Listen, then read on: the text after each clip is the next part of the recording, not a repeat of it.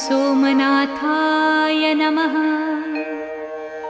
ॐ मल्लिकार्जुनाय नमः। ॐ महाकालेश्वराय नमः। ॐ ओंकारेश्वराय नमः।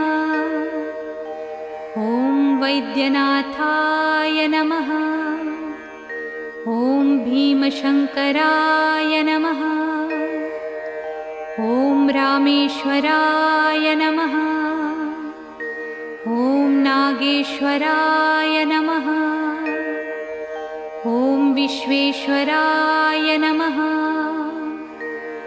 ॐ त्र्यंबकेश्वराय नमः। ॐ केदारेश्वराय नमः।